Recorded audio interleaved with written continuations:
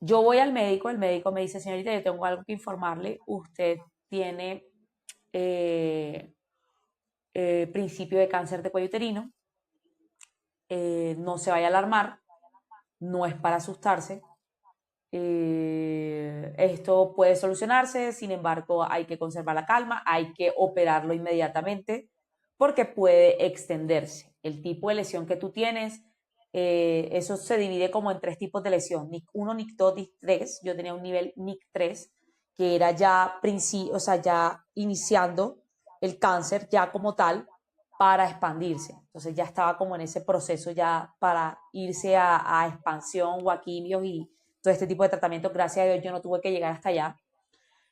Yo simplemente tuve que someterme a una operación, pero mi operación tenía que ser lo más pronto posible, o sea, tenía que ser pronto. Entonces, bueno, me dieron la noticia. Como les dije ahorita, duré 2 horas literal afuera de la clínica sin saber qué hacer, sin saber qué pensar, qué iba a hacer de mí y de qué manera yo le iba a contar a mi familia que tenía cáncer, teniendo yo el antecedente de mi mamá, claro está.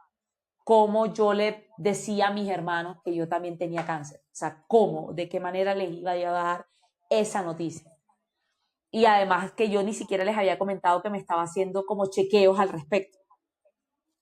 Fue duro. Yo tuve que tomar el teléfono y llamar a mi mamá de crianza, que fue la primera persona que le conté, Tata. Yo llamo a Tata y le conté que tenía, pues, que me habían diagnosticado cáncer de cuello uterino, Ujú. que estaba muy mal y empecé a llorar. Mi hermano está allí, mi hermano también, una crisis muy fuerte, pues todos lloramos, fue muy duro, porque yo me sentía culpable, yo sentía culpable por el hecho de que yo también tuviera cáncer porque mi mamá tuvo cáncer. O sea, yo sentía que yo tenía una cierta culpabilidad por ese tema, de que Eso ahora te iba a yo también lo preguntar. tuviese. Sentía Justo eso te iba esa a culpa, preguntar, o sea, era una culpa.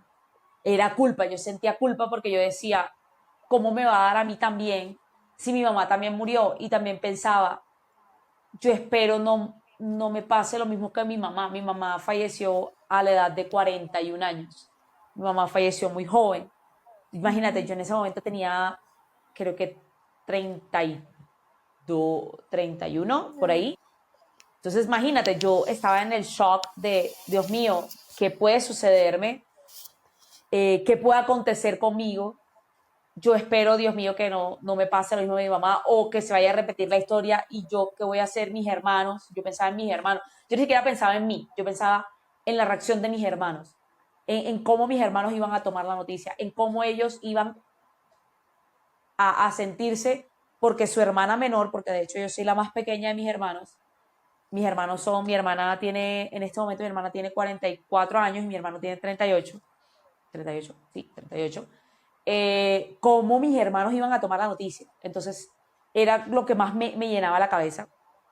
Literal, lloré muchísimo y yo les pedía perdón a ellos. Les pedí perdón más de una vez del tener esta enfermedad y que haya sido yo quien la tuviese y que tenía miedo que se repitiera la historia. Literal, ese fue mi sentimiento. Con mi hermana fue igual, a mi hermana tuve que contarla al día siguiente, pues porque mi hermana vive en Francia y le tuve que contar al día siguiente porque por temas de horario, obviamente mi hermana ya no estaba despierta al momento que me enteré, pues yo me enteré tipo 5 de la tarde por ahí.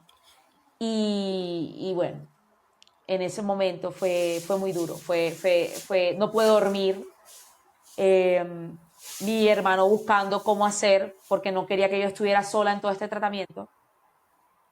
Tata, que es mi mamá de crianza, decide venirse a Bogotá, ella estaba en Barranquilla, decide venirse a Bogotá a estar conmigo durante todo este tiempo. Ella estuvo conmigo 3 meses, día y noche, sin descansar, esa señora, ayudándome, cuidándome, poniéndome pañitos calientes porque me daban cólicos diarios.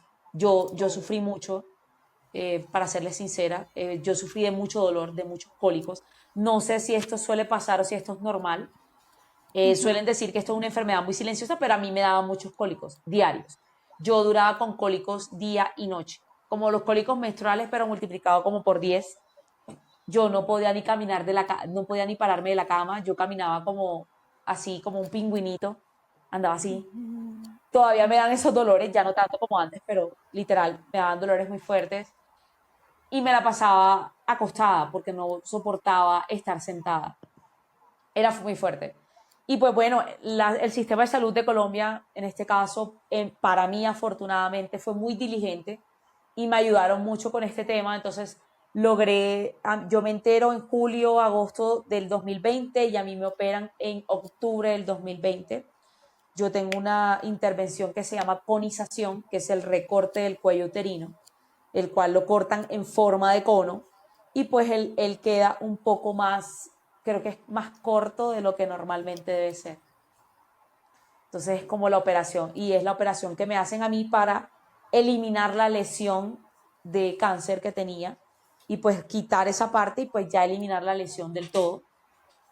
Pero bueno, ahí queda como esa aventura, de verdad que fue de las experiencias más duras que he podido pasar en mi vida. Aprendí demasiado y llegué a entender de que una circunstancia como esta, una enfermedad que es mental, el cáncer, yo siento que si tú te dejas morir por el diagnóstico, quedas ahí. O sea, eso es como es un juego de mente. O sea, de verdad que tú no puedes permitir que el diagnóstico se apodere de ti, se apodere de tu ser, de tu cuerpo como tal. Siento que para mí también tuve apoyo psicológico en ese entonces mi psicóloga, ella me ayudó muchísimo, me decía como que trata de desahogar de pronto, o desahogar no, como trata de liberar de pronto esa emoción escribiendo o dibujando o haciendo cosas que te gusten para que no pienses como en todo ese momento que estaba en cama, como de pensar y de ponerme a reflexionar del por qué, del cómo, del cuándo, porque eso también pasa, que uno se pone como a reflexionar en las 50.000 circunstancias y más en un tipo de cáncer como el mío que fue contagiado. Uno se pone a pensar en los 50.000 porqués y en los 50.000 razones y se empieza a sentir culpable. Y pues no, o sea, hay que entender también que este tipo de virus del papiloma humano, en realidad, y si uno investiga, se da cuenta de que esto es un virus que todas las personas llegamos a tener en algún momento de la vida. Todos, absolutamente todos los seres humanos llegan a tenerlos en algún momento de la vida. Espero que si hay algún médico o algo pueda ratificar lo que digo y si no, pues es lo que he leído y de pronto en mi desconocimiento médico lo estoy mencionando así, pero sé que en algún momento todas las personas llegamos a tener virus del papiloma humano y que unos en mayor intensidad que otros y que esto se elimina del cuerpo gradualmente. Y también sé que pues no es nuestra culpa porque además este virus no se manifiesta como que, no, tú estuviste con una persona y enseguida se te manifestó. No, no ocurre así. O sea, esto puede manifestarse a los 2, 3 años de tú haber estado con la persona. Incluso 5 años, 1 año, 2 años. O sea, esto no es algo que pasa como que no, mañana yo me acosté con esta persona y mañana ya me contagié. No, no sucede así, no es tan así. Entonces, también es algo que uno no pudiste haberte contagiado incluso de tu pareja estable. O sea, esto puede ocurrir incluso de tu pareja estable. Entonces, no es algo como que uno deba sentirse culpable. Desgraciadamente, yo en este entonces salía con una persona que me hizo sentir muy culpable con el tema, demasiado, diría yo, y hizo un trabajo en mi autoestima que también cayó en todo este tema del cáncer. O sea, esto fue una lucha en todos los sentidos, en todos los sentidos. Sí, y es que Qué ahorita que fuerte. lo dices Ahorita que justo te estaba escuchando,